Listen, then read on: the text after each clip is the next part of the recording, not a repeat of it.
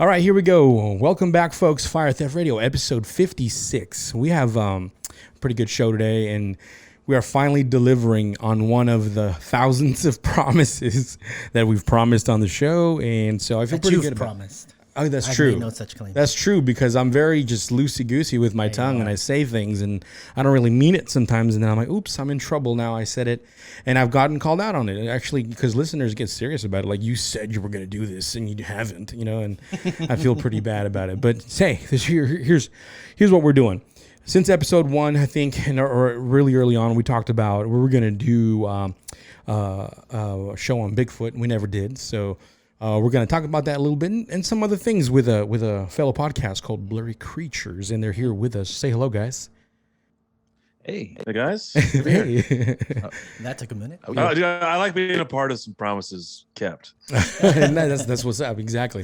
And so they are, I don't know, I would say promise keepers. Oh boy, Promise keepers. They're everything we're not. Yeah, everything. My dad can tell you some good stories about promise keepers. There you go. Get the old man on. All right. So, Omar, before we get into the actual show, as always, usually the guests aren't part of the story part, but because they are a podcast about blurry creatures, and we was like, dude, we got to have them on even in the beginning, in the intro to the intro kind of thing. You know what I mean? Yeah, let's talk about the blurriest creature of all. Exactly, Bigfoot, right? Sasquatch. So shoot me with that story. Yeti, the Yowie. All right, so this is a story from Phantoms and Monsters. It's a pretty cool website. We've talked about them various times. So here we go. This is from a man in Smith County, Virginia, who had an encounter. So it says, I've got a story that may be hard to believe, but I avow to you that this is completely true. So it says, I have lived on the same property in Smith County, Virginia, all my 68 years, and have seen a lot of strange things. Though I believe all were natural, but there is one thing in my woods that I have never been able to explain. The first time I saw it, I was 16 or so and squirrel hunting in the late afternoon. I was sitting on a large rock watching a den hole in a large hickory tree when I noticed a hairy man running in the hollow below me. It was covered top to bottom with short reddish brown hair. The hair on its head and face was very long. I think it was around 6 feet tall. I can see Nate thinking, he's like, hey, they're kind of describing my appearance right there.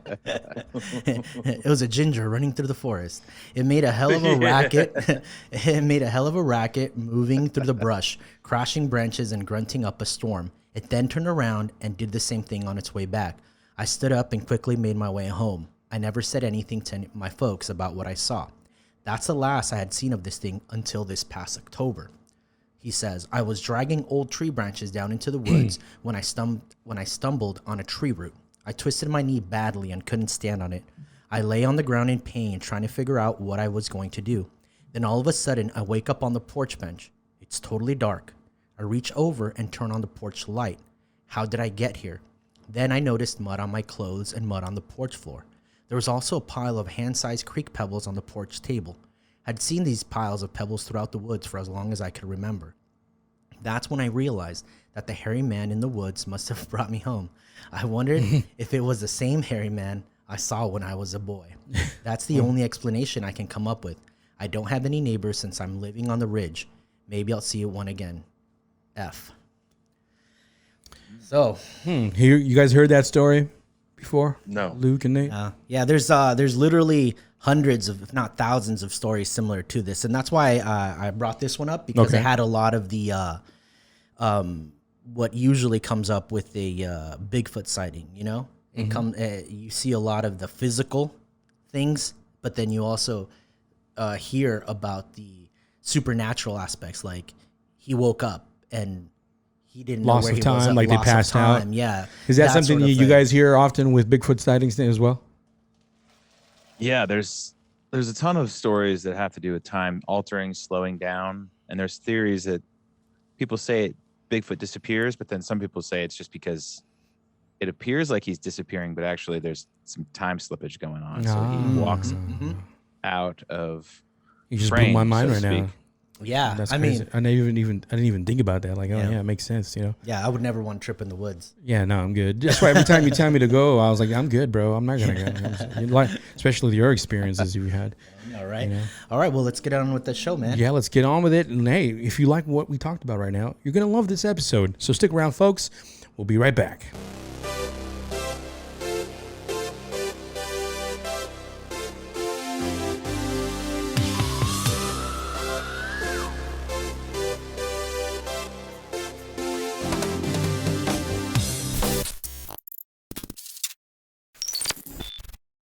All right, welcome back, folks. Welcome back. Backs. I'm saying that wrong. It's weird. Sometimes I just can't talk. I don't have enough caffeine or something is what it is. But anyways, so guys, like I said, welcome, Blurry Creatures. We have Luke and we have Nate with us. And I highly suggest you follow their Instagram because you'll get a kick out of that. Just in and of itself, you know, I felt, you know what I felt like, guys, when I saw that? I felt like I was watching Ready Player One, and you know how that movie really played on the nostalgia element. You know, I really feel like that with your little videos because I'm like, dude, I love all of these movies. Yeah, and then they're just really kind of good. dubbing it, and they actually, it just sounds good, and it just ties into all the nonsense we talk about on this episode or on this show. Yeah. So I was like, perfect. That's what I like. I like Welcome to it. the show, fellas. Yeah, thank you guys so much for having us. We appreciate it. Good to be here. Yeah. And that all that stuff is Nate, by the way. Nate is the he likes to call me Dr. Meme because I have ideas, but he's the dude that does all the voices. And we're both kids of the 80s, so Same there's here. a real 80s theme to our show if you've listened to it or Right. familiar with it. And you're right about the Ready Player One. I think like we kind of started this whole thing with wanting to have like a Stranger Things kind of vibe, like where you're thrown back to these movies and shows and things that we remember as kids. And you know, a simpler time, guys, when you ride your bike and play out in the front yard until it got dark, and Mm-hmm. you know, people weren't stuck to their screens. Yeah, all you had to worry yeah, about yeah. is that weird uncle. You know, stay away from him. You know, Yeah, people driving down the street in the don't van. go to his house when he's by Yeah. himself. You know, don't buy the ice cream, guys. Yeah, Stay exactly. with no ice cream truck. Simpler times. Simpler times indeed. So yeah, well, That's the vibe. Yeah, that's the vibe I got off your guys' show when I listened to it. definitely. I love that 80s I think what synthwave music. what you and- said was hilarious too. You're like, hey, they talk about a lot of things that we talk about. They like synth as well. It's like they're the white version of us. You know what I mean? They It's are. hilarious, They're the yeah. East Coast version of our West Coast version. It's- It's funny because like when we started the show, I think that song by Time Cop, I was looking for like an outro song that just had a vibe. And I don't know how I came across that song, but that sort of set the tone. And then I emailed the artist and I was like, hey, can we use this song on our podcast? He's like, yeah, man, no problem. Just link everyone to it. So everything kind of started from episode 1 and it just kind of turned into this 80s thing. And we just, instead of just kind of going for it, we totally went for it. Yeah, nice. that's good. Yeah, no, fun. I dig it. So, one question I have is I think your story is kind of similar to ours as to why we started the show, but we want to know. We can start with Nate or Luke, whoever wants to share first. But what's the deal? Like, why did you want to do podcasts? Why Blurry Creatures? What's going on with Why the all-seeing eye in the middle? Yeah, what's going on? You know. How much are you getting paid? Hook us up. Yeah, we got some help from that. Dr. Heiser posted a photo of wearing the shirt, and a bunch of people like gave us hell about that being a satanic symbol. And Oh all yeah, this stuff. No, that's when you know you made it. You know what I mean? Yeah. Yeah, man. Yeah. Right? We're like, the did you Illuminati. read the Do you name? guys know we're in now? We know the handshake and everything. Yeah, no. Yeah. I mean, we got that because someone does a little bit of research, and we were called Fire Theft Radio, and that's a Prometheus reference, and in the Fringe world, that's a Luciferian reference, Yep. and all that stuff. So they're like, oh, these guys, they're Luciferian, and I'm like, all right, cool, we made it. Yeah. Yes, yeah. they accused No, us. we're making fun of it, guys. You guys understand? You guys sense of humor. But really, the whole thing was it's kind of making fun of the all-seeing eye. It's shaped like a UFO. It's supposed to be Bigfoot's eye, but it's really just kind of mocking the darkness. That's what I'm And talking about. Nice. People just take themselves and everything online way too seriously. Oh We yeah, know that. for sure. That's why we don't take any of it seriously. Yeah, and that, Yeah. But poor Dr. Heiser, he had to shut down the comments on his No on way. that post, and he kept it No, up. I mean, really? he's not gonna be bullied. He's not gonna be shut Yeah, down. yeah. But he took the comments off because everybody's sensitive and everybody has everybody wants to complain about something or be offended, and so yeah. apparently our mockery of the all-seeing eye and its weird nuances to the things that we talk about on our show is, want to paint us as something we're not. And that's what because we're out here just like trying to speak the truth, man, like you guys are. Yeah. And a lot of what we do comes out of a motivation to, spread the truth. And from a biblical standpoint, it's really turned into a lot of basis in the Bible, which both Nate and I, have a foundation of faith. And it's just funny. I know Nate can talk this a lot better, but it's funny how we've come to where we've come. And I'll say this one thing before I let Nate talk about it, but we really feel like our show is kind of like it's being driven not so much by us, but there's an arc that's been created, and it just feels like it's turning into something that's bigger.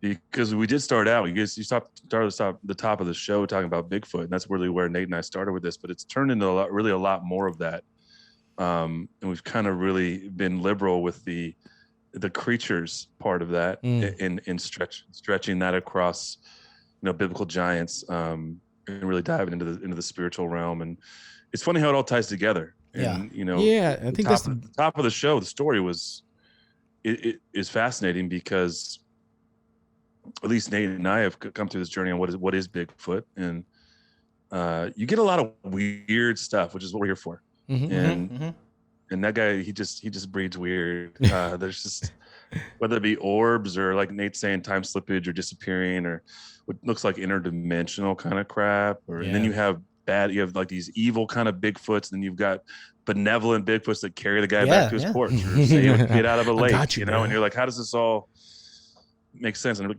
kind of doesn't, which is also strange. Right. So and I think with the logo thing, I was going to say. Yeah, go ahead, Nate. People don't realize you can use a logo ironically. And is it cutting out? A little bit, yeah. It was kind of delayed, but you were saying about the logo? Well, I was just saying people can use it ironically. You can use a logo. What gives a symbol power anyways? But a lot of people, their logo is a joke to the whole thing they're trying to rail against. So anyway. No, yeah. I think it's just a creature eye, so it's just funny how it's a lazy creature eye. Yeah, for sure. When I saw him like that eye looks droopy. Yeah. No, I think it was like perfect. I like the whole look of it, but I mean, I don't know. Like I said, I get it, and we come. Well, us personally, we come from a very if you I don't know if you listened to one of our episodes, but we basically exposed the fact that we came from pretty much like a cult, So in a cult, there wasn't a lot of answers when you brought up certain questions in the Bible, you know what I mean? And so when they didn't fit whatever it is that they were preaching, or when it was just one of those, as Dr. Heiser would say, one of those weird verses, we would ask sincerely our spiritual leader, hey, what's up with this? And they were like, oh, don't worry about that. Let's go ahead and move on, Or a generic answer. Or a generic, very general answer. And I think one of the things I like about what you say on the show is we're looking for better answers. You know what I mean? And I don't know if that's what your background is like, Nate. Why exactly did you decide to do this? Have you guys always been interested in blurry creatures? You guys are always causing trouble at church and stuff? Is that what it is? Definitely, as a redhead kid. Yeah. I grew up in Christian school, and it was very fundamentalist in a lot of ways. So I was around a lot of it. I raged against some of it, but I feel like my heart was drawn to the truth always. The Bigfoot thing, I don't know. It's funny how God uses things to get your mind open to the supernatural elements of the way he works, the way the Bible is written, and all that stuff. I think we've been so brainwashed as modern day people. We really live in a time where it's kind of an anomaly. I don't think ancient people thought the way that we do. No. And for centuries, they didn't think the way that we have been thinking the last couple hundred years. Bigfoot was just this gateway drug for me. I started listening to stories when I was remodeling houses. I moved to Nashville, and I went from touring in a rock band for a decade and being around 7 or 8 dudes all day, every day, to just being home by myself. My wife went to work, and I just had to remodel this house because, we were too poor to, to hire anybody to do it. So I had to do it. And it just turned into this, listening to podcasts for 10 hours a day. Yeah. And that'll get you. you get tired of the same old. So I started getting into paranormal podcasts, and then I got into Bigfoot podcasts, and then I just got obsessed with Bigfoot. I was like, I can't get enough of this. I got to hear more. I got to hear more. And it was like 12 hours a day of Bigfoot encounters. Boy. And you just go nuts. Yeah, you do. No, I feel you, man. That's hilarious. That's kind of like my experience too with it. That's how it was for me too. It kind of was for both of us. I mean, well, first of all, it was more, I was brought to this world because of this guy right here, because I didn't even know what a podcast was like 6-7 years ago. You know what I mean? Yeah. And he was like, "Oh, you should listen to this podcast." And I was like, "What's a podcast?" Like that was like my first thing. You're like, how much is it? Yeah, how much does it cost? You know what I mean? And I just didn't even understand the concept. You know, and it's like it's internet radio. I'm like, dude, they got to. And he got mad too because I remember him trying to explain it, but I was so ignorant to it. It's like trying to explain to your parents, you know, open the window on the browser. You know, what the window is open. You know what I mean? But anyways, he just couldn't. I couldn't understand. But that's how ignorant to these kinds of things I was. I was. And then, you know, same thing, exactly the same thing, 8 hours a day. The job that I had at the time allowed me to do that, and just listen to, you know, this kind of stuff. But our biggest thing that kind of took us away from that, which led to the creature stuff, was actually studying the Bible, you know? And that's what was surprising for us, because we were like, wait a minute. I remember like talking about this with Omar, you know, about, oh, like what's up with, like, I don't know, the first thing that came up was probably that, you know, we were questioning, or me and him together was like the whole rapture situation. You know what I mean? Like, what's up with the rapture? Pre-trib, post-trib, no rapture? Yeah. Is Revelations in the future? Is it in the past? What's going on? You know, all these things. And I didn't even know there were those kinds of questions, because we weren't allowed to ask them. Because if we did, according to the church we went to, you were being pretty much what they call a bibliophile, like you're a heretic. Yeah, you're too much into the Bible, which was an insane thing to think like, about. You're reading your Bible too much. You need to stop. You need to stop doing that and just you know, do what we say. You know what I mean? Yeah, it was a cult, bro. It was a cult, straight up. Wow. Yeah, so it was intense. It was really intense. So what was your experience into this, or journey into this whole thing, Luke? What led you? Yeah, I had a podcast before this one with my baby brother. We had a variety show called Sports Related, since we were both working in sports at the time and we're related. So we thought we were pretty clever. It's very clever. And it was really fun. It was really fun until he had to re-up his contract with ESPN and SEC Network, and they wanted to own our podcast really from a content standpoint. And we just like let it lapse. Decided we weren't going to do anymore if they're going to try to control what we were doing. Yeah. And so it was funny. Like last year, for the first years I can even remember, I did like had some yearly goals I wrote down. One was to start podcasting, because I really enjoyed the creative space. And then Nate, you know, we've been friends on Twitter, just basically like, you know, doing dumb stuff, making jokes, and I've always I grew up in Northern California, so I grew up in Chico, and Bigfoot's part of the culture. The farther you go north, there's Bigfoot stuff everywhere. And so I was really into finding Bigfoot, which is maybe the most disappointing show on TV, because I never find him. But I loved that, and I always was fascinated by the mysteries and the unknown, and I'm really into true crime too. Like I love true crime podcasts, and so I got into that podcast space. Still listen to them. Nate and Billy just started talking to me about it. I think I tweeted something about Bigfoot, but of all things, and he's like, "Hey, you want to do a Bigfoot podcast?"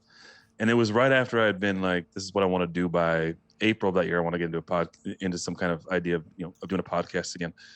And after talking to Nate, I really loved like where he was coming from, and I had known of Nate and known Nate from. We have all these overlapping and interconnected friends in the music industry, and I had probably met Nate a couple times when he was just like this big rock star front man with no beard. And I would have remembered you, Luke. No, yeah, I know. So we always, I think we did meet one time, but whatever. So yeah, we decided. He was too big. He's like, I don't know you. I don't know who you are. Give us a shot. Because Nate was coming out of, he had a podcast as well before this, and we were kind of we were disenfranchised with what we had before for different reasons. Yeah. And this one really like it gave us an opportunity to talk about something different, and also to really tie in our faith to it. So it just felt authentic, right? And and like I said before in the beginning, it's been driving itself, which I think has been fascinating to be a part of it.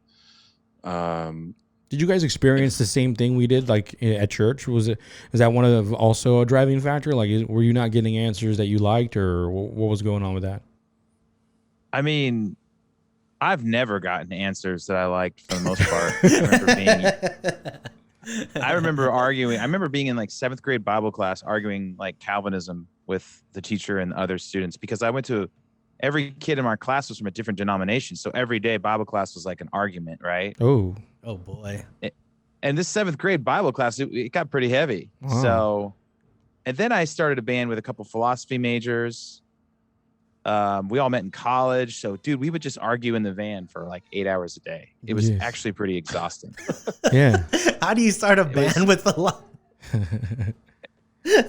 Well, just a bunch of dudes in college, and then did you have major, the classic like nihilist philosopher guy? And it's like, it doesn't even matter, bro. Bro, we're not even here, man. We believe in we're nihilists. We believe in nothing. You make a joke about that, but our guitar player got really into Nietzsche on our first tour. Yeah. Classic. Yeah. And I've never seen anybody deconstruct faster. Oh wow.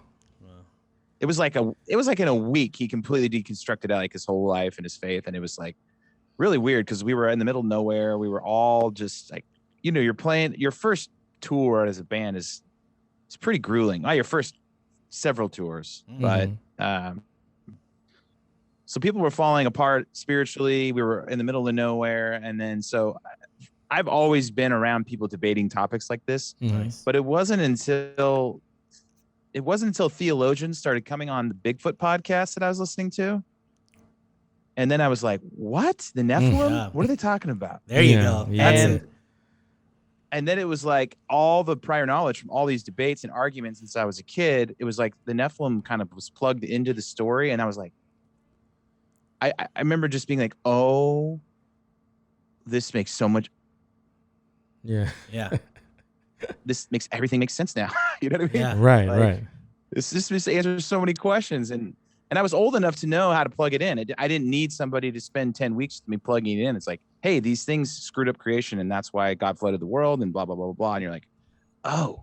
Yeah. Yeah. And my mind was already open to Bigfoot. So it didn't, you know what I mean? I didn't have trouble believing that giants were real because I already believed Bigfoot was real. So there's that connection for me. No, indeed. And going back to your guitarist friend, I think those people that kind of deconstruct really fast are the type of people I feel these kind of podcasts sometimes help, because those are the type of people, and from my experience, that have so much bottled up inside with all these unanswered questions, Yeah.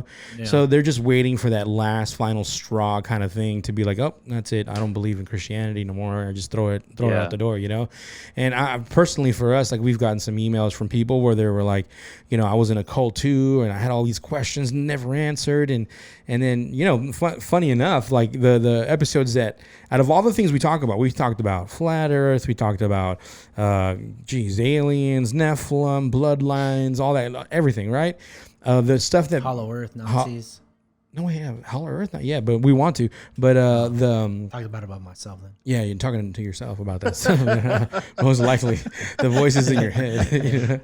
But all of those things, and the stuff that triggers people the most is our theology podcast, like the ones we talk about with like Dr. Heiser, or like our hell and annihilation. And when we had Brian Godawa on, and he was more of a partial preterist type person, and those are the ones that really set people off and be like, no, not possible. Depending on whatever it is they hold dear, it just really gets to them. It gets under the skin. And I would assume, that it'd be the opposite, where I get a lot of slack for being a so-called conspiracy theorist. But no, instead I get slack for putting people on that know what they talk about, and I get in trouble for that. Yeah, definitely. I got to give you guys credit though, because I think that, man, I think that deconstructing is a huge problem, and I think it's a huge problem because when people deconstruct their faith, a lot of it has to do with I believe the people, not Jesus, obviously, not the church itself, the people in the church of what hurt them. Mm-hmm. unfortunately, like at least in my experience, there gets to be a weird mix of politics and also religion, and then they reconstruct God in their own image instead of the other way around. This is just my personal opinion, but what we see, and I think we see it everywhere, is that people are saying, well, if God is really this, then he must be this. And if God is really that, then he must be that. And if God is really love, then he doesn't condemn. And what they're really doing is finding a way to justify their own sin and inequity and rebuild an idol, essentially, rebuild God in their own image instead of the opposite, which is we were created in God's image. So, and it's fascinating. It's fascinating to watch it though, because it's sad at the same time, because it's just sad that people really have tarnished the name of Jesus. And he doesn't need any of us to explain him to anybody else. No. I mean, the Bible does a great job of that. Yeah. And it's just interesting to watch. Like, I mean, there's whole podcasts on deconstructing your faith and then putting it together in a way that affirms your sin, essentially. And justifies your sin. And I think that's what we're seeing. And like to what Nate talking about, I didn't ever end up in a place where maybe in you guys where I had to deconstruct my faith as much as I really had not opened my mind. Like I grew up in church, and it was non-denominational. It was very, it was charismatic to an extent. And so the stuff that the supernatural in the Bible, it just got opened up. I think opening Pandora's box was really looking into Bigfoot. Yeah. And then when you look into that, you got to find answers to why these things are. And if all these people, and you read a story at the beginning, if all these people have stories, and even one is correct, that means there is something out there, right? And there's just there's too many to dismiss. Right. There's something out there. Why can't we explain what it is? And we start asking those questions. Inevitably, you go down this supernatural road. You have to at some point, because not only because of where our worldview is coming from, but you find the answers being given by academia and mainstream science are just not good enough. Yeah. And that's really what I think where we started this and how we ended up at Genesis 6 and Deuteronomy 32 and Psalm 82 and all the things with Heiser and trying to understand, like you guys talk about aliens and all these different things that we have that are now modern day topics, which aren't new, but they're in the mainstream news now. Right. And trying to find better answers. Really, maybe that's what we're trying to do, Nate, is we're trying to find better answers. And the better answers for me and personally always end up in the Bible. And as cheesy as that sounds, like that, it is the place that gives the best answers. So you think that? Well, I think. Oh no, go ahead. No, continue. Well, I think a lot of people deconstruct and then they reconstruct their faith with less of the Bible. Oh yeah, yeah. And it's the cult thing, right? Like it's saying, oh, don't look in there. Like we're gonna tell you what to believe. Yeah. Like listen to us, and then people get attached to those leaders. It's the guys like Rob Bell and the rest of these guys that are teaching these universalist versions of Christianity, which are marketed as inclusive, but really they're just sin justifying. And I hate to say it, but the Bible talks a lot about sin. And it talks a lot about our role with sin, and it talks a lot about repentance. And when you start taking those core things out of the structure that God has put and built and knit together, that is this planet and this life, you end up with something it's not. Yeah. It's deception. So the supernatural world, right, is like a gateway, actually within Western culture. So I guess I feel like this is more of a Western problem, that we're so removed from the supernatural that when you encounter it, you realize that we live in a supernatural world just because of our upbringings in this Western environment of scientism. Well, even I would say in the Western world, even the pockets of, when you're evangelical church or whatever, and I go to an evangelical church, it's not talking bad about it, but what I'm saying is like they believe these supernatural things, but they only go to a specific thing. You know what I mean? Like, there's a stopping point. Yeah, there's always to this line here. Yeah, that's it. Because it can be too weird, and I get that. Because then then you have people, like manifesting in church and talking in tongues, and you're like, well, we don't want to be that weird, let's just pull it a little bit back. And don't you guys think that some of that has to do with the fact that we've just put in the Western world, especially, and in the modern world, we've put academia and intellect on such a platform, an idol, yes, that we decide that if that idol can't explain what it is, what we're seeing or what we're experiencing, then we have to toss it out. Right. Right. It's like a new that's age. exactly the opposite of how the ancients and the ancient people and the people that actually walk with Jesus and, the majority of human history operated in such a different headspace and different heart space than we are now, because the supernatural was a daily and real thing. And I think Nate and I talk about this a lot, like antediluvian times, pre-flood, post-flood. Like if there were giants walking around, you probably thought differently about a lot of things. Well, this world is by design. 2021 is by design, and it all started. Well, let's not go down the rabbit hole, but this is by design. The way we think right now, even as Christians, it was designed with the public school system in mind and how it's done, and all these you institutions. Can see that, you can systematically, right? How it's all by design, how we're supposed to think right now. It's conditioning propaganda. Go ahead, Nate. Yeah. It feels like everyone gets their red pill a little bit differently. And I think the problem with deconstruction is if it doesn't follow, if it isn't followed up with a red pill, then you just become angry and bitter and you rage against the church. And I think at that point, your deconstruction was a bad thing. I think deconstructing can be. There is a lot. I mean, I would say I partially deconstructed. I got to the point where I was like, I need better answers, right? I don't know where I'm going to look wherever I can to find better answers. Yeah. But as I was going down the progressive Christian road, and I went down that road for like 4 years, it just got to the place where every single Bible verse was just getting tossed out. Well, we don't really like that. We don't really like that. And you have to totally reread this whole thing this way. Yeah.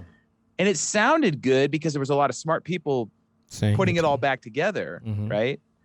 But I was still I had a ton of PTSD against everyone who was a Christian.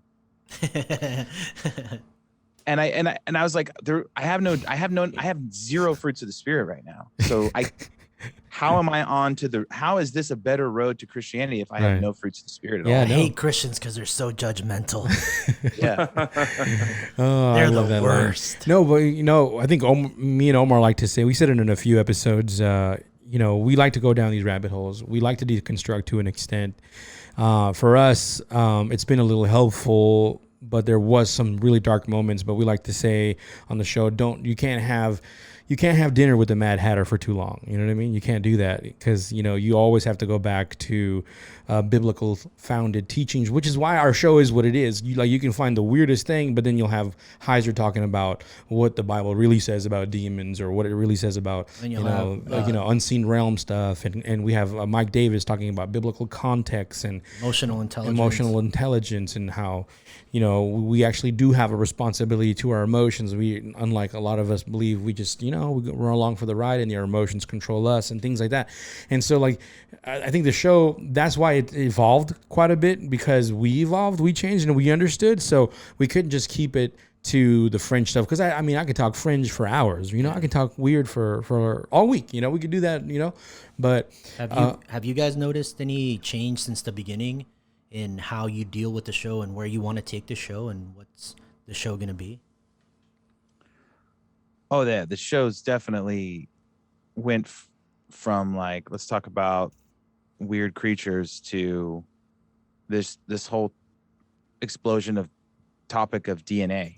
I mean, genetics. Cool. It's really kind of gone that, because if you want to know what Bigfoot is, if you just want to have a podcast that talks about encounters and you just hear Bigfoot story over and over again, I can't do that. That's just boring after a while. Yeah. And B, if you want to know what it is, you've got to go back into ancient history and you've got to figure out this bloodline. So just my thoughts on Bigfoot have in the last 10 months have completely changed. Like what I think it is now versus what I thought it was when I started the show. So what would you say? Let's get into let's get into that before our listeners are like, this is not about Bigfoot, man. But that's what they should expect with Fire Theft. Oh, they already know that. We really don't. If they're true listeners, I don't even have to apologize. A lot of the shows are we just go off on tangents and let it go where it goes. Hey, you got to do that. For me, Bigfoot, it's kind of sounded like a creature for a long time.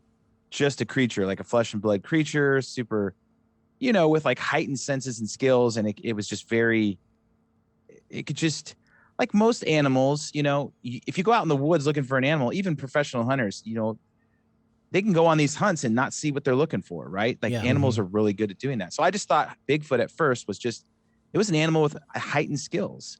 Yeah.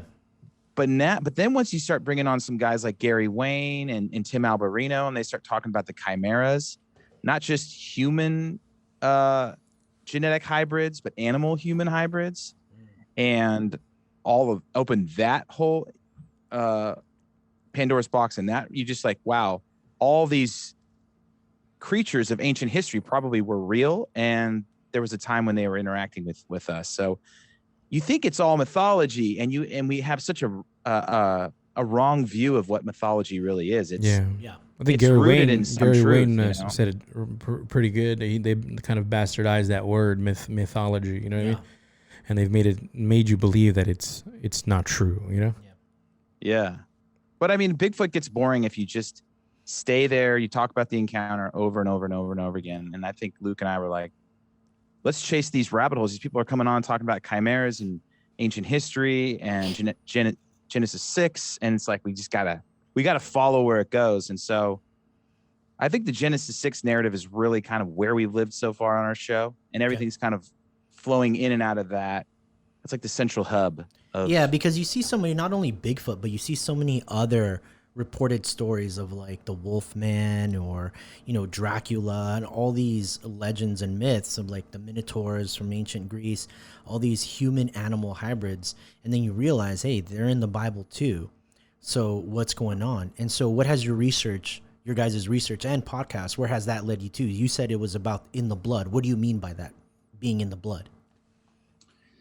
Like Bigfoot, like one guy said that Bigfoot has 3 DNAs: animal, human, and demonic. What? Oh, snap.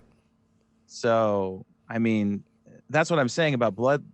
The DNA's talk on our show is just, that's where it is. So question, you guys have had, some guys, speaking of that, I've always wondered, like, we wiped out the Nephilim in the flood, according to the Bible, but there was some, you know what I mean? About we. You know what I mean? Not me. I mean, God, but what I'm saying, God. yes, don't call me out in front of our guests like that. Okay. Nice plan. Stop it. I think he's just talking about like, it's like sports fans, always talk about their favorite sports team is we. Yeah. He's talking about like our team. Okay. Yeah. Our team. Yeah. I hate that so much, but now I'm doing it with the French. We're going to it's finals, like, baby. oh yeah, we won this week. And I'm like, yo, position do you play? Yeah, exactly. You the coach? I didn't see you. I'm not sure. Were you on the bench? Yeah. Oh gosh. But so you've had people on that really believe that what we consider demons, Nephilim spirits, disembodied spirits, or the Nephilim themselves, their genetic bloodline still exists out there somewhere. Is that what you guys are saying? Is that remnants, traces, or what? What's going on with that? Oh yeah, the guy coming on this week is talking about him. People seeing him in Louisiana. And he told stories about people still seeing him in the bayou, in the swamp out there. So he told a bunch of stories, and that episode's coming out this week. So yeah, like I'm just wondering, because I've always thought to myself, you can rabbit hole in this, guys, though. Like, and there's I think we were talking about, there's 2 theories on that, and that it's either that there was Nephilim DNA in one of Noah's son's wives, specifically Ham's wife may have had DNA, and the second is that there was a second incursion, or the Rephaim were this second attempt by the enemy. And so those are the 2 theories. Or Laura brought up, Luke, the genome. That's what I'm saying. So the genome could have been with the wife, right? And then certain things got activated those genes within that existed, because it had to come through on the bloodline. So there's Nate's talking about how we end up in these genetic spaces, and we do. And a lot of it kind of goes back to there's just so many elements to it, but it goes back to the enemy's original plan to prevent them becoming the Messiah in Jesus, right? It was that if the enemy could remove a pure human bloodline, then the Messiah couldn't come, and essentially he could run wild on earth as long as he wanted, and there wouldn't be any ability for God to come and be fully God and fully man, the person of Jesus. Yeah, right.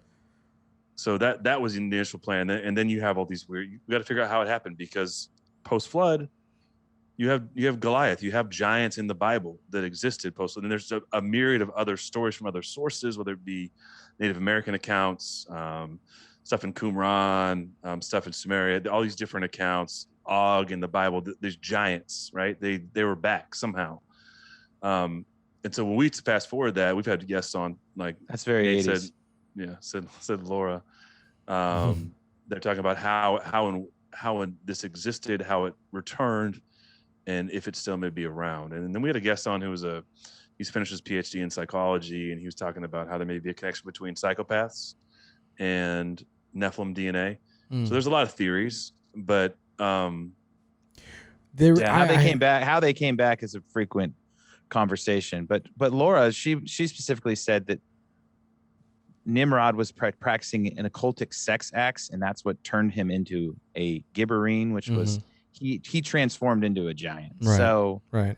There's like all these different theories. Either it's genetic, just passive genetics, or you can like do occult practices to turn yourself into a Nephilim. That's kind of the reason why incursions or whatever. That's kind of the reason occult rituals supposedly exist today, right? A lot of these people believe that they can kind of either become something like that, or at the very least get abilities that they used to have back in the time. What was his name? The guy from JPL, the one that did the Jack Parsons. Jack Parsons from JPL that did the ritual sex acts over there. Yeah, Babylon workings. They're trying to open up portals. Yeah. I drove out there by JPL. You trying to open up a portal? Yeah, bro. Pretty sick. And it's funny. Have you ever looked at what they drew that came through those portals with him and Aleister Crowley? Yeah, it looks like L. Ron Baby Yoda. Hubbard, who founded Scientology. They're the ones doing that stuff, and it looks just like a gray. Oh, the AWAS, something like that. The weird name. That's what they called them. They had some weird thing. It was a demon. It's a demon. It looked like it looked like the alien gray, like the Baby Yoda. Yeah, exactly like Baby that. Yoda.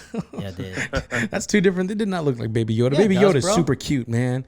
I can't believe you even brought that anime in. eyes fool you, but it's really Satan looking in your eyes. I got you. So that's what they're doing. Star Wars is just kind of No, but we have. Didn't we? Let's not ruffle some feathers. Here. Okay, I know. Let's talk. Guys, how you get here is this is real quick. I think what Nate was talking about is you go from Bigfoot, and you go. There's a lot of weird encounters with UFOs and weird supernatural stuff, and you're like, what does that have to do? And then you got to ask yourself, what are aliens? And you got to say, okay, there's this weird encounters with Bigfoot as well, where he disappears and then he reappears. You're like, there's some interdimensional stuff. And that's also got to relate to aliens. And if you come from a place where you believe the Bible is real and everything in the Bible is true, then you've got to try to connect those things. And really, the best answer is what has led us down this space. And it's that the alien thing is also deception and has to do with the supernatural. Right.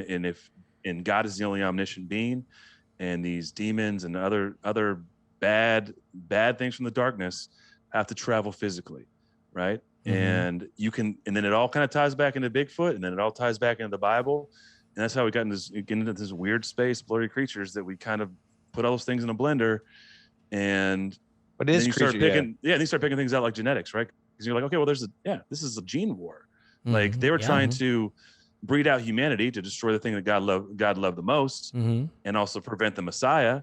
And then you talk to Tim Alberino, and he goes, "Oh, you know why else they want to do it is because we were given dominion on our man was through Adam, right. And if you remove those things that make us human out of our DNA, then Satan can usurp the throne. So and then he can have dominion, and then we got to remove. And so we're watching some of that happen right now. Yeah, we've talked about transhumanism a little bit. Yep, transhumanism is a big subject too. It goes back to where you were. It started. And then somewhere along the line, these creatures were created, and then ultimately they want to turn us into the creatures, right? So. Well, it's looking. They want to make the image of God into an abomination, pretty much, and that's what it comes down to. Which is us, right? We are made in His image, in the image of God. Yeah, I mean that makes so much sense. I think probably the first thing, realizing what it means to be made in the image of God. Like really understand that according to the ancient Near Eastern context of it, you kind of realize why historically so many evil things have happened amongst us human beings, like genocide and all these different things. Like spiritually, you start to really connect the dots. Oh, powers and principalities. Like this is the war that we're talking about in the Bible. Like this is all connected, It's a spiritual war, Yeah, and it's not just Deuteronomy 32. Yes, I mean, exactly. God divide the nations among the princes, amongst the principalities. Right. And you go, okay. And then we're meant to think in this day and age, because we are so smart and so academic and so educated, that somehow that went away. Yeah, no, yeah. Boys, it did not. It did not. Yeah, no. And your guys' research, my question is, I don't know if you've got it answered, Omar, but like, I always got an answer, bro. you always got an answer, but I don't know. It doesn't mean it's right, though. So, but Don't matter. I got an answer. That's what my kids say. They go, "You got an answer for everything." I'm like, "Yes, I do, kids." They're getting too smart. Daddy knows everything.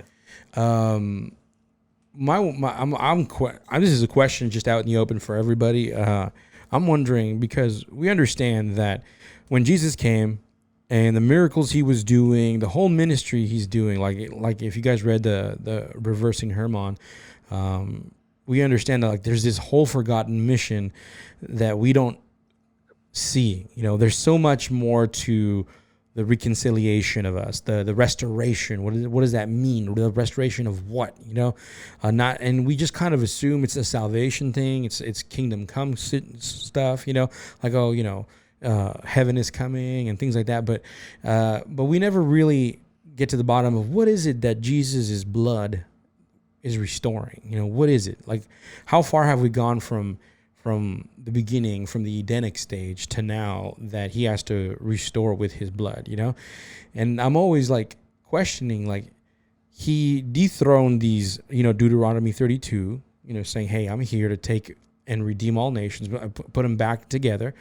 He proved that in the day of Pentecost, right? He pretty much reversed the Babel story, right? Where everybody now it can understand each other versus now, separating the languages. So we see all this, God's working all of these things. And I'm wondering, where are these entities, these fallen gods, these fallen watchers, are some of them still in charge? Like, what's the time frame? You know what I mean? Like, is it the already but not yet situation that Hydra likes to say? Because some of the stuff that's happening these days, like right now, I'll just be very bluntly, like the transgender thing, or the I can identify as this or you identify as that.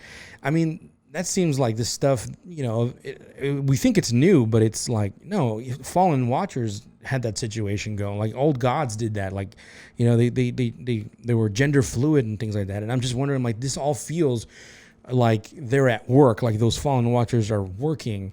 And I'm just wondering, like, how much authority do they still have or not have, or where's that line, And I'm just like, dude, I just think about that. Yeah. A lot. I asked Heiser kind of a question like that when he came on our show. The best thought I've had about that is it kind of feels like if you break up humanity in ages, it kind of feels like we're sort of I kind of feel like in the Lord of the Rings story, we're kind of the hobbits. I know there's humans in the story, but to me, if you apply those characters to where we are today, like, we're kind of stupid hobbits, and we can't remember this war, this battle that happened in Mordor, centuries before. But the Dark Lord was kind of destroyed, but the ring wasn't destroyed or something, right? Yeah. So there's this memory of this war, right? Lingering evil. But the hobbits are super skeptical that any of that stuff ever happened, because they're fat and happy living in the Shire. Man, they just want that second breakfast, baby. Yeah. They just want their Netflix and their Lucky Charms. I know. Don't we all? Yes, indeed. Yeah. And so, but there are a few hobbits that, like Gandalf comes around. There's people who know, and they tell him, like, hey, that the evil wasn't fully destroyed yet, and you've got to go be a part of this mission. And then, it takes them a while to figure it out. So it feels like we're at the end of that age. That's a good analogy. I get it. Yeah.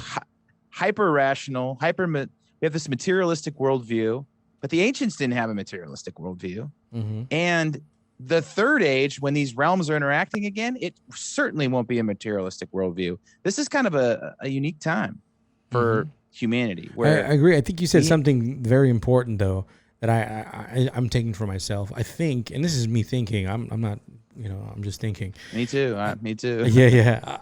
I think you said something important that, we're participating in this. And I think that's what actually God might be doing, is allowing us to participate in his takeover. You know what I mean? And that's what we're in the midst of. We're seeing that. And so maybe I take too much blame, but sometimes me and Omar were talking that these days we can blame a lot of things really on the church not stepping up for a lot of things. They just kind of let things kind of slide. Like I was telling them, I remember in the late 90s, early 2000s where like in the gay community, they were like, oh, we just want rights. It's not like we're going to go into your schools. We don't want to indoctrinate your children. We don't want to indoctrinate your children. We don't want to do that. We just want rights. You know what I mean? And then, everybody's like, okay, and, little by little, we just kept saying, okay. And now we're here. You know what I mean? And so it's one of those things where I feel like there's so many things that we could have done, but we didn't. But also at the same time, it's like, all right, well, God is still in charge. We know these things now. So what can we do in this time? What is it can we do, in this strange time, where information is readily available for those who are looking for it? How can we, make this place more God's kingdom and less like the kingdom of the Watchers? You know what I mean? Yeah, no, I think you make a good point. And one of the things I think that I don't remember who it was, Nate. It was either Heiser or Alberino, or talked about like the question is like, if the enemy, it says the demons know the Bible. If the enemy knows the end, then does he think he can still win? What question was that? Was that with Heiser? I think that was with Heiser. Yeah. And what he said was really interesting. Was like they don't think they can win, but they think they can delay the inevitable. I think if they can distract the church and prevent the things that need to come to pass in order for the prophecies to be fulfilled, then they can just hang around a little bit longer. Yeah, and it's also about creating suffering, It's also about creating destruction and creating just an environment. If they can't win, at least destroy everything on the way. Yeah, it's like an environment of degeneracy, 100%. Man. And constantly mocking God's creation. It's like, that's why whenever you see like hip hop artists or just artists in general that are complete degenerates, you see them wearing crosses or have cross tattoos. It's kind of like, it's a mockery. It's a mockery of everything that's what that stands for. And I feel it's the same way what's going on right now with all these bloodlines, with all these, literal demons, disembodied spirits. Think about the subtleties too, though, guys. Like, there's a lot of theories about how the end will look, and there's going to be this great deception. But the subtle thing that I think is going on here is that even in the church, in the place where in God's, the bride of heaven, people are not in their Bibles. Mm-hmm. And the answers on what happens in the end is in the Bible. It's in Revelation. Yep. I think one of the main strategies that we're seeing from the darkness is to keep Christians and everybody else from reading their Bible, because you're not going to, if you don't know what's in there and how the end's been written, you're not going to see it coming. And you're not. And I think that's one of the crazy, really subtle things is just even in the church, and I think America is a great example how far it strayed from the scripture, what's actually in there, and that's on purpose, guys. That's not accidental. It's harder because it's like they would say they're reading their Bibles, though. You know what I mean? I think it's just I thought I used to. They don't read any of the weird stuff, right? What's that whole? Look at Revelation, though. I mean, it's really weird. There's going to be things, and there's going to be things that, Well, it's like they're in there that Jesus people aren't going to see. Christians aren't going to see. Well, Jesus walked on water. Deception. Yeah. Jesus walked on water. How weird is that? Right. Like axe floated, donkeys talked. God created everything out of nothing. That's weird enough. Mm-hmm. But the thing is there were zombies after the crucifixion. The dead came out of their tombs and walked around. Yeah, it's like exactly. Like I always read that, and you always read that, and they're like, oh yeah, and then the dead walked. Like what? What do you mean the dead walked? Yeah, like the Walking Dead, or what's going on? we giants is just David and Goliath, right? That's it. And we don't really. The Canaanites they must have been kind of large or whatever, or the stories in Joshua. Yeah, but it comes back to, like, me and Chuck have talked to this about it too, how it comes back to your image and how you see yourself and how you see yourself in this world. Your identity. Your identity. Oh, I see myself as this. I'm a man. I'm this. I'm a Christian. I'm this. You see yourself as these things, and then when you have these topics that are like this, they confront it. They really do confront it, and then you have to really think about what you believed in. And then you start going down that road of like, have I been lied to? Why have I been lied to?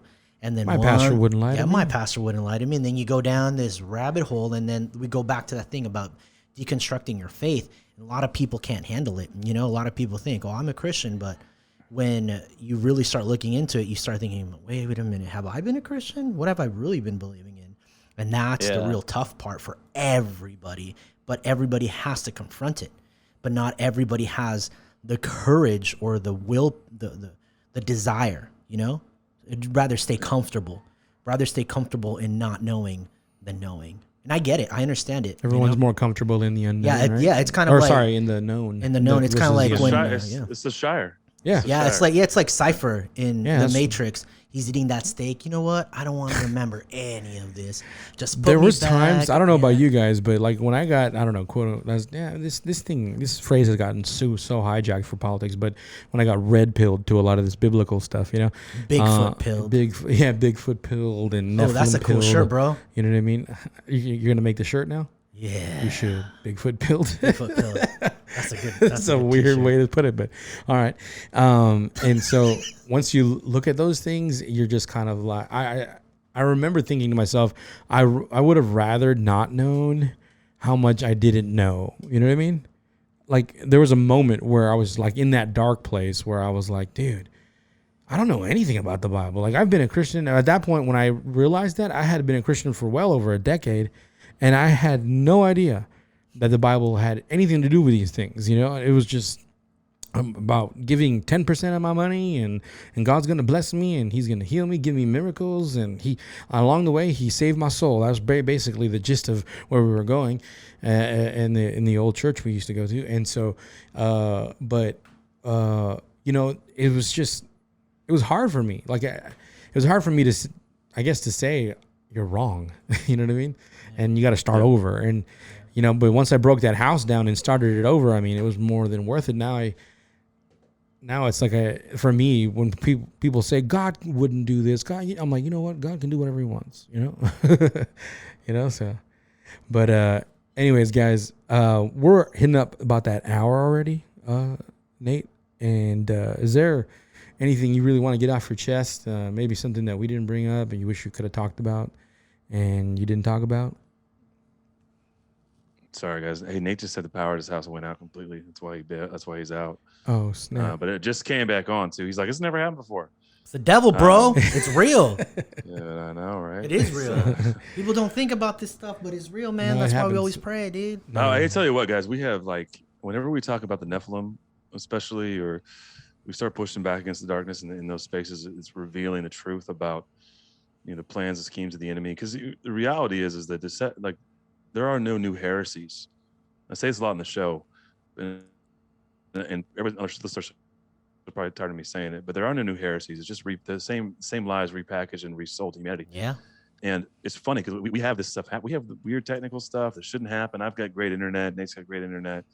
None of this stuff should ever happen, and it'll glitch, or we'll have things like where there's no, like, complete parts of the show drop out, and and this is this is encapsulating kind of what we're talking about in the show, and it'd be easy to be like, well, that just happens, but it doesn't happen, man. I'm on Zoom all the time for work, man. This is why I live on Zoom. I'm part of my job is this, and it doesn't ever happen on there. Right. It tends to only happen when we're exposed in the darkness. Right. And, Yeah. No. yeah, man. We're in a world of war, guys. I think. Indeed.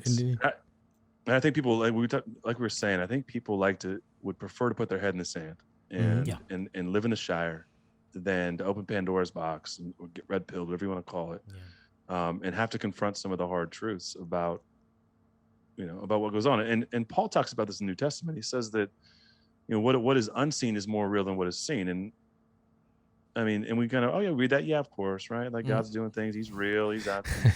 Like, man, there's stuff going on. Yeah. And we spiritualize the verse where he's trying to more make it practical and naturalize it in the sense where it's like, nah, man, the spiritual is actually more physical than you think. You know what I mean?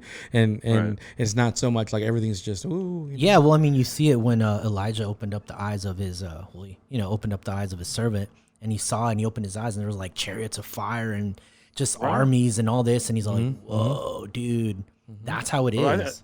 We've neutered the Bible, guys. Like, I think we do such a disservice to God and to his like immense like majesty and cosmic power. Really, it sounds so stupid, but really, No, it is we've true. neutered it. We've neutered it to make it digestible, and in doing that, we've removed all of these things that are really keys to unlocking our faith, opening our minds to the realities of the Old Testament, and also to open our eyes to what's true and to the the age-old schemes and lies that still exist. Mm-hmm. Yeah.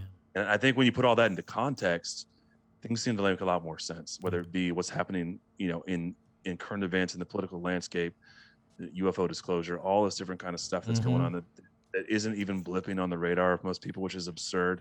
Yeah. But they tried to shut me down. it's all connected, man. It's all good. You're back. Nate's back.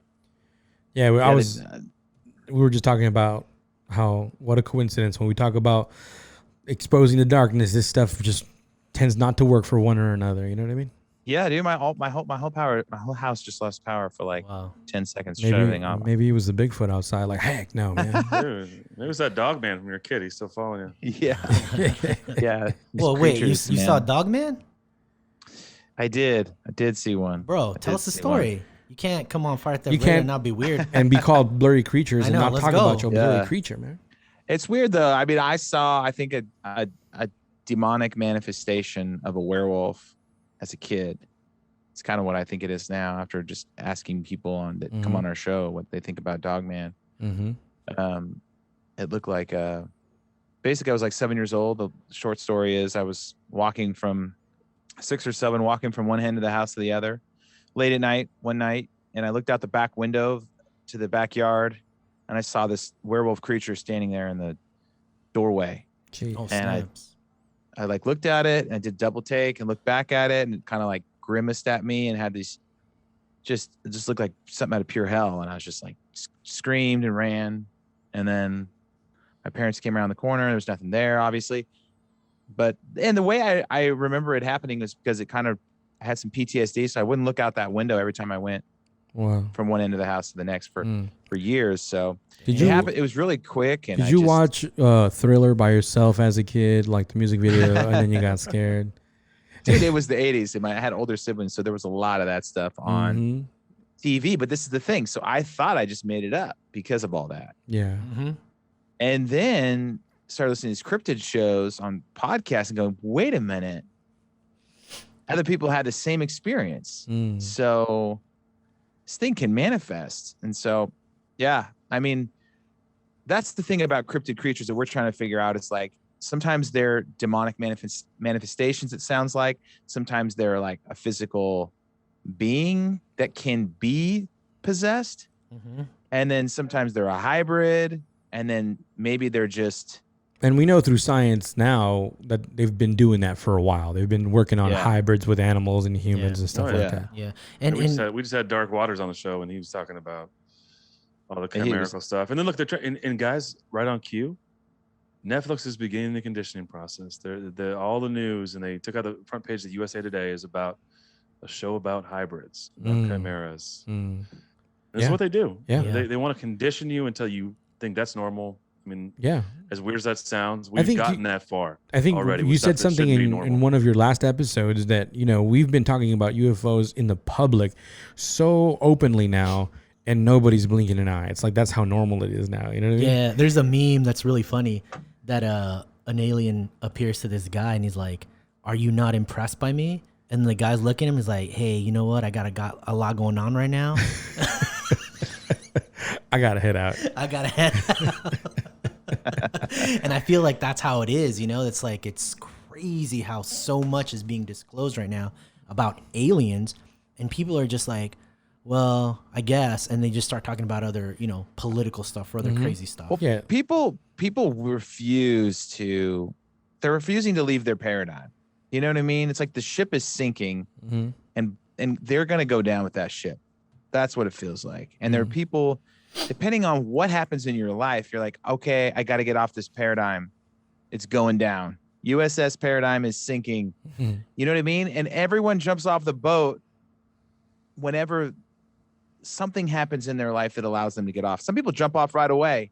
Let's get off this thing. And then some people will literally go down with that thing. So I think it's funny, man. I've been posting some stuff on Facebook lately and I'm just getting destroyed.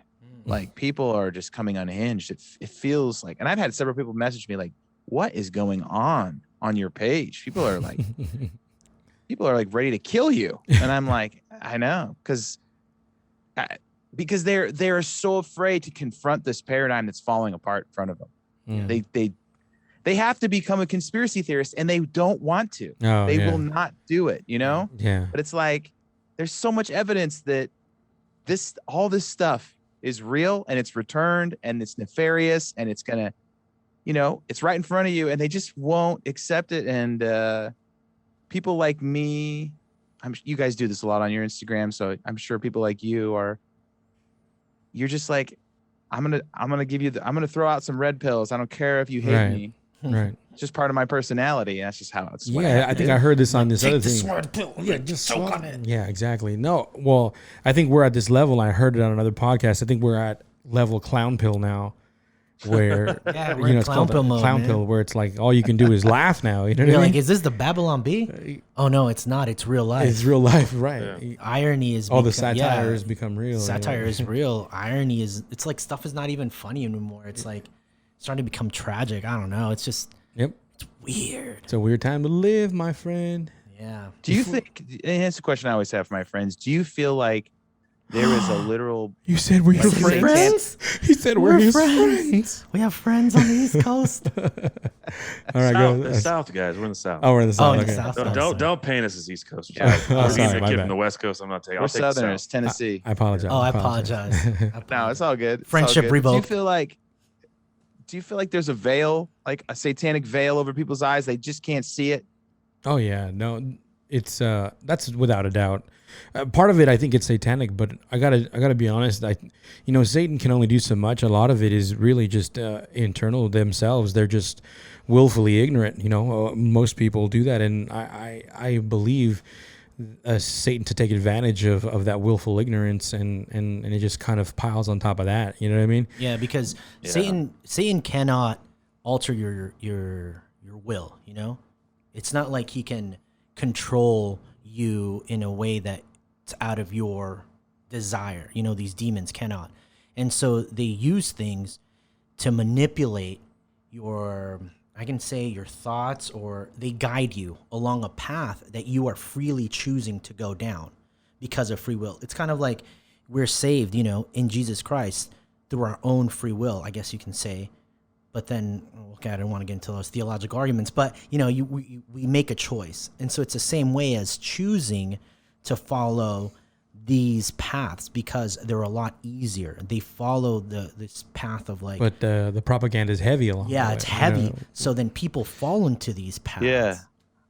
It's just weird because I have some friends who are a lot of my friends from college who haven't left the faith completely. Mm-hmm.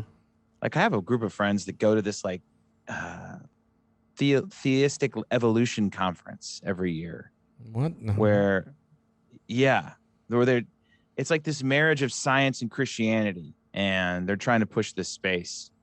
And it's just, I don't know. Sometimes I look at some of that stuff, and they've all got podcasts, and they're all like, they think I'm pseudoscience, anti-science, everything above. And I just feel like, man, I don't understand like how you read the Bible anymore. Like what? Yeah. Mhm. Like, do you just delete like 80% of it? Like, but it feels deeper than that. It doesn't feel like ignorance to me. It feels like something else. It feels like a willful turning a blind eye to it to rewrite God in their own image, but also think that they're reading the scripture correctly. I've seen some weird stuff, guys. Like Criminal negligence. Criminal negligence is what it is. Yeah. Yeah. Because the devil can only do so much. These demonic entities can only do so much. Because, demonic possession is real. 100%. We've seen it. Sure. Chuck and myself, we used to do... We used to be exercising demons. Yeah, back in the day. Like, that's what we grew up doing. And so it is a real thing. And these demons don't enter just willy-nilly in somebody's body, They enter through choices that they make. Whether they do those choices out of complete knowledge, kind of like they go to, especially in the Hispanic community, it's superstition is very, very rampant. And so somebody might do like I'm going to buy this crucifix and I'm going to, do these prayers and I'm going to put it on my heart and I'm going to say these things, and I'm going to bless it with certain herbs. With certain herbs. And, say a certain thing at midnight or at 3 a.m. And so that way I can have good luck, or my child can be healed, or whatever. And it's like, it's not so much a God thing. It's more like a lucky charm sort of. I mean, personally, I don't know about you or your family. I forgot if you did this, but us in our household, we were, very loosely Catholic, but also practiced a lot of quote unquote white magic and witchcraft and different things like that. And we were led to believe that it was a good thing. That it was like, white magic can be, positive. It's good energy, good spirits, And that led to a lot of paranormal activity in our house and demonic possession of my sisters and things like that, because we were dabbling with a lot of spiritual entities, but we didn't know that it was bad. We just thought it was something to help us. You know? And so you're doing it. So that goes back to my main point of like, you're doing it consciously, but you think you're doing it for the right reasons. Well, it doesn't matter. If it's right, it's still wrong according to God's law. So I feel like a lot of these people, they might have like good intentions, or like they might be studying the Bible from an evolutionary standpoint and trying to merge with science and like, or this is God, blah, blah, but it's not God's purpose. It's not God's intention. That's not what God wants.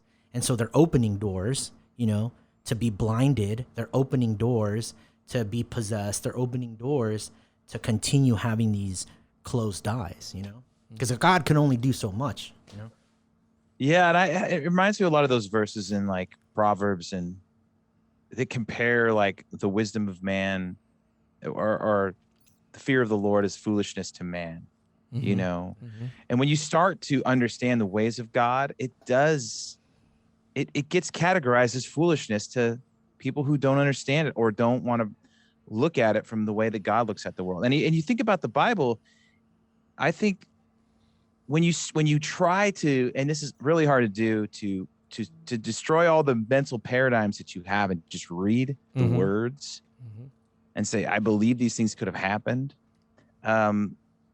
And you start telling people, hey, dude, these giants walked around. There's all this evidence of it and blah, blah, blah. They look at you like you're foolish, right? Right. Like, oh, you're crazy, man. Like there were no giants and angels mated with humans. Now, what do you believe? And they were kissing cousins. Go ahead. But no, I didn't. No, it's, I agree with everything you're saying right now, but like I don't know. I bumped into all sorts with my experiences at, with people at church, because even where I go now, I go to a Calvary Chapel. It's a pretty popular church around here, and the one I used to go to, same thing. I would try. I don't know why they put me in charge of the youth group, because I can't. Only God knows exactly why. Because I came in to drop some red pills on him. Yeah, because I came in pretty strong, and I was open about like certain That's things why that they don't put me in charge of stuff at my church. Right. I'm like, you guys sure? Yeah, because I came in pretty hot with like unseen realm material, because I was pretty passionate about it. It's fairly new material a few years ago when I went to that church. And, the guy in charge of the youth group sent me some links about what I believed in was heresy, and that the person, that Heiser was just trying to sell books, and it just, and I was like, well, that makes no sense, and then he gifted me a book, for spiritual nourishment. And I read it, and it was just like, like fluff. It was like, it was like, this guy's trying to sell books probably more Joel than Osteen stuff. Yeah. Well, not, pretty much like that, where it's just like, and I know him well enough to know that he was being honest, where he actually believed that. And that's the tricky part that we talk about, me and Omar, like truth, how subjective it could be to people. It isn't, but it is to people and how they interpret things, and it has to do with so many things: your past, your conditioning, what propaganda you've bought, spiritual forces. Like, there's so many layers, and it's just amazing that God's grace can break through those things. And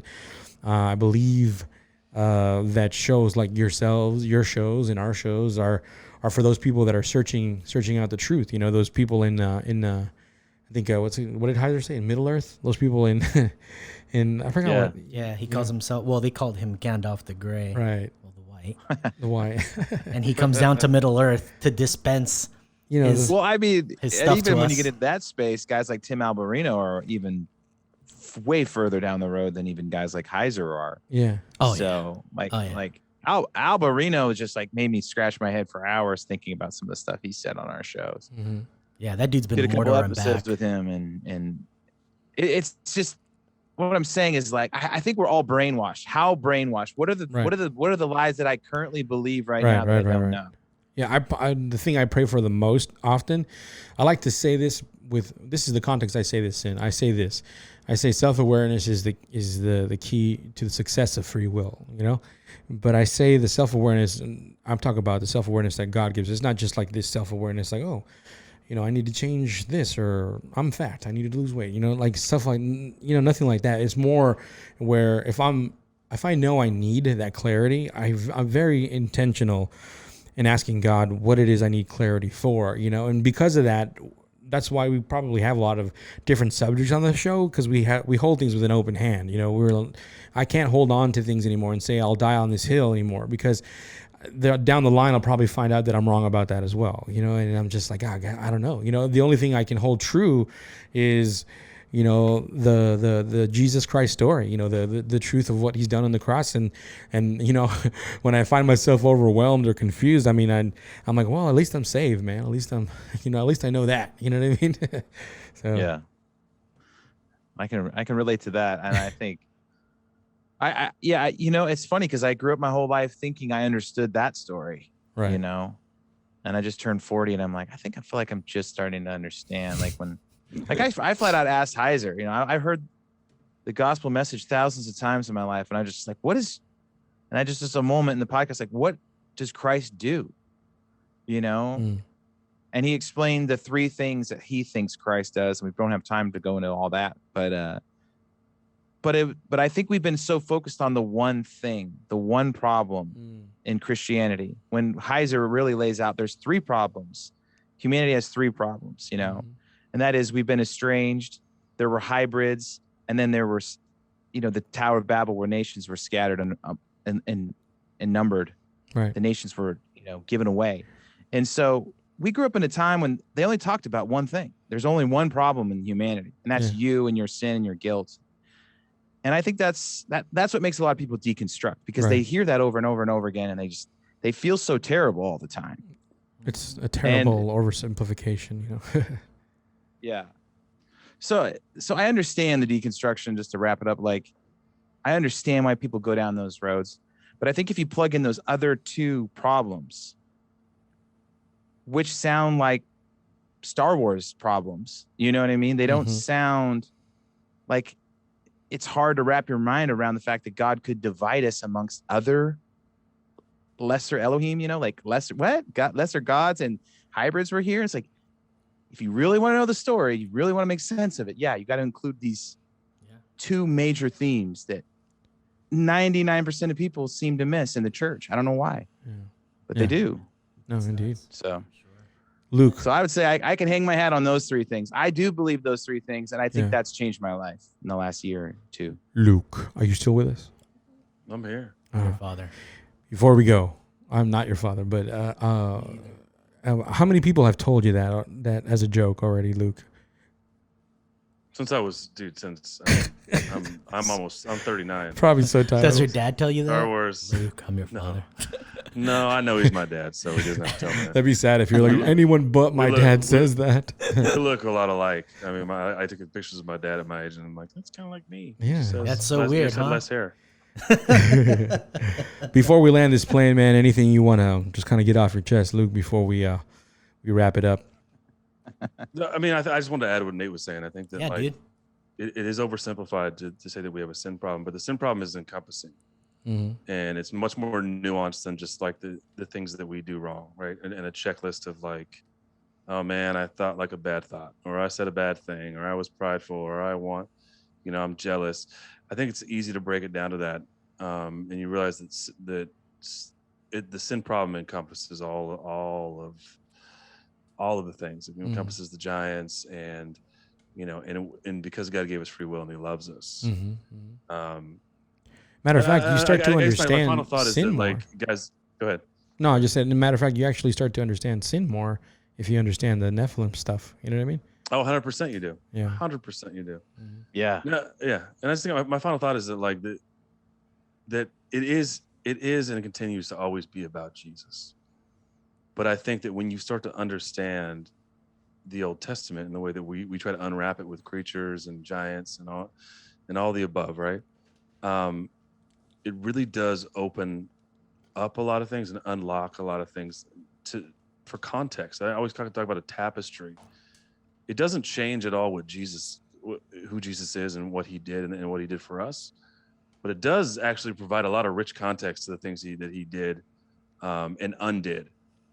When we talk about what the Bible talks about the enemy doing in Genesis 6 and Deuteronomy 32, Psalm 82, all these different things that we talk about, Mike Heiser loves to talk about. It makes it so much. It makes it 3D instead of flat. Yeah, and I think that's what's been the coolest thing about this journey that we're on in Blurry Creatures is that you can extrapolate from Bigfoot, the Old Testament, and everything that lives in there that's weird. And at the end of the day, it just makes everything make more sense. And I wish more people would understand that and it makes you want to get in your Bible. When it becomes not flat, you want to get in there and understand it and read it because it's actually like a crazy Lord of the Rings, Star Wars mashup. And yeah, definitely. Every great story we love, every movie we love has the reason we love it. It has the same elements that we find in the biblical narrative because it's the story of God. It's and the story of humanity. It's more than just and daily power verses, Yeah, 100%. 100%. And I think when you start to read the Bible that way with eyes wide open, it is it's paradigm shifting, man. And I think people are they're so afraid to pop their own bubble. They'd rather live in ignorance than wake up to the truth. Oh yeah, I agree 100%. So for those who are looking for a little bit more, thank you for tuning in today. I personally want to thank Bigfoot for making all this happen. Shout out to Bigfoot wherever you're at. But that's the crazy part because you're right. Because, like you guys said earlier, blurry creatures and weird things just led us right back to the Bible. You know what I mean? And it's just one of those things. You're just like, the Bible is more relevant than you think. Can't wait to meet you when I go out on the sequoias this summer. Oh yeah, you are. Bigfoot. I love you. We'll talk about his crazy alien experience next time, but on another conversation. Guys, Luke, Nate, stick with us. The folks are going to start listening to some really dope synth track because this is what I do here. Yes. And then while they do that, we'll chat and then we'll end the show. We'll be right back, folks.